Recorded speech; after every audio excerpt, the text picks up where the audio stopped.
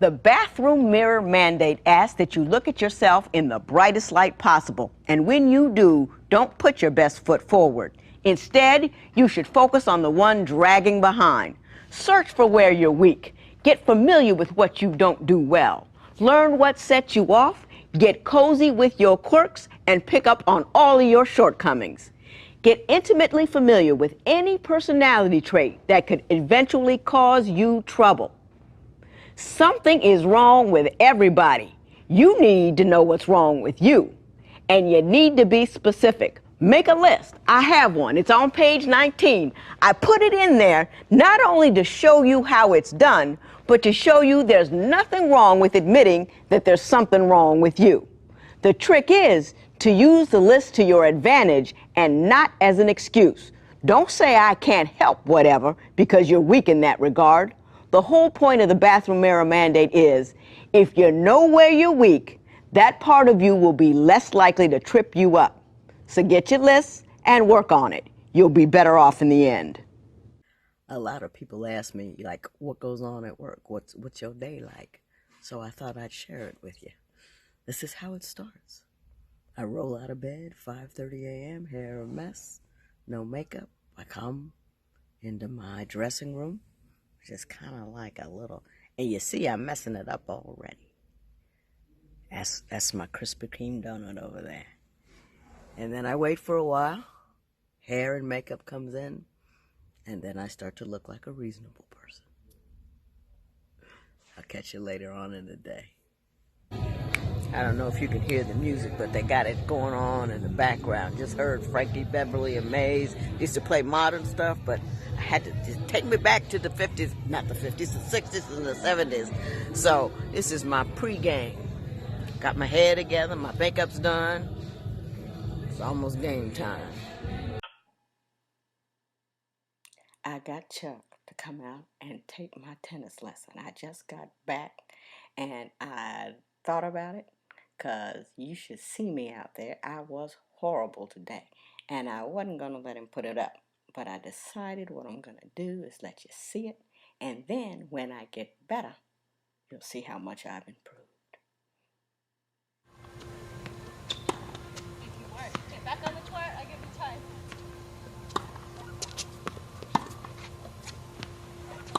Oh, man! Lift, high, lift.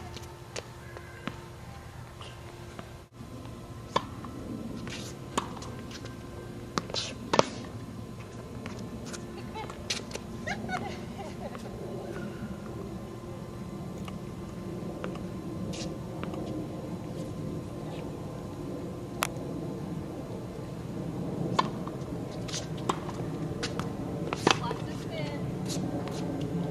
Nice lift.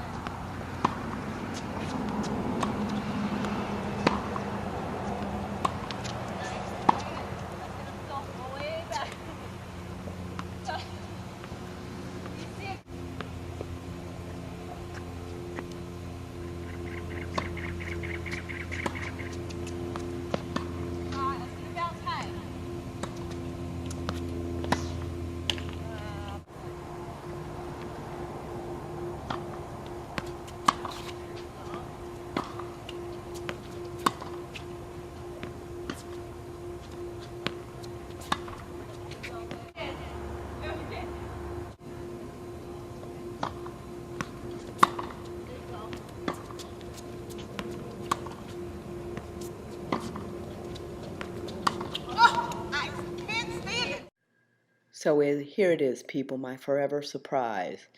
My forever surprise is working on the rules. Hello, how you doing?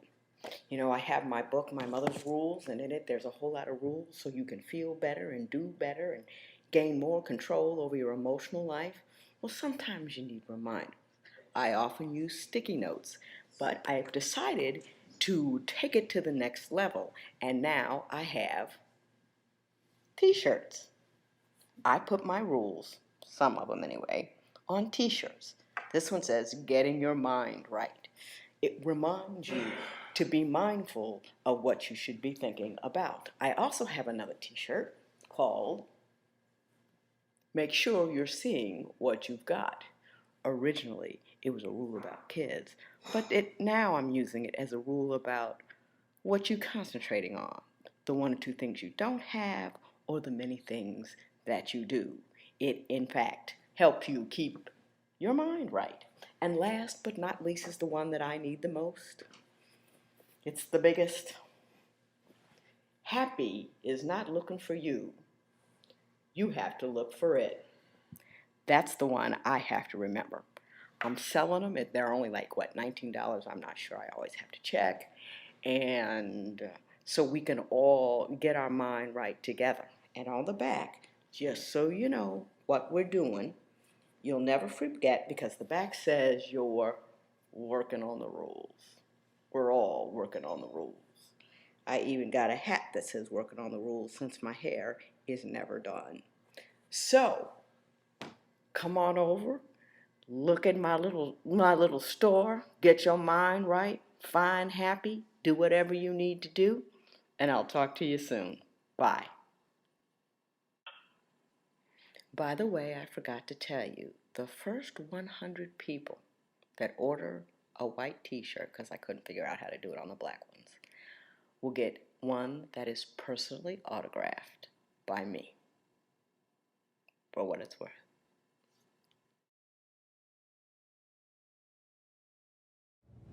I have rules, not just on law, but on life. And one of the most important rules I have is number 18 in my book. And it says, do not believe the lies you tell other people. Here's the point. People tend to make a lot of excuses for what they do. No one likes to feel stupid, nor is it any fun admitting you are wrong. The problem is that the sense of relief you get when you make excuses comes at the cost of control. If you believe the lies you tell other people, you lose the ability to learn from your mistakes because you won't know what they are. Now, don't get me wrong, I get it. If you need to move the truth around a little to keep from looking foolish in front of others, go ahead. But whatever you do, don't believe that lie yourself. Even while you're telling it, you have to make a clear, concerted effort to remember what really happened, take responsibility for it, and work to make sure it doesn't happen again. Hello people, it's me. I haven't video blogged in a while, so I thought I would do that. I have all kinds of new concerns that's making it difficult. Number one is I got Invisalign braces, and I'm having trouble sequencing my S's without spitting. You see it? Well, you can't see them. That's why they call them Invisalign. But I'm trying. My mother told me to get my teeth together, so that's what I'm doing. Then my hair guy told me to get my hair together, so he's making me grow it out. So it's just a constant state of disorder up on top of my head, and I don't know how to get it together, and so I don't want to look too bad when I'm on. I know it's not completely together, but it's the best I can do at the moment. And then I'm having more and more trouble finding a place in my office where I can videotape and not let you see the full encompassed state of disorder in which I live. Now, one of two things needs to happen. Either I need to get next to the disorder and share it with you, or clean it up. Depends on where my head goes.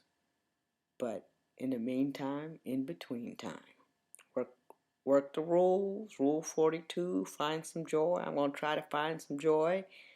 And if I don't, I'm going to take a nap. Hello, this is Judge Lynn with your Rule of the Month. The Rule of the Month this month is Rule 28.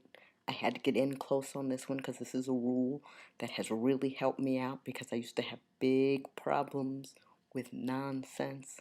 Little things would irritate me and get on my nerves until the end of the day I was completely insane.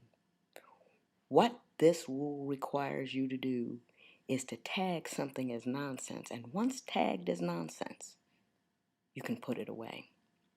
I had such a problem with nonsense that I had a thing I called the list.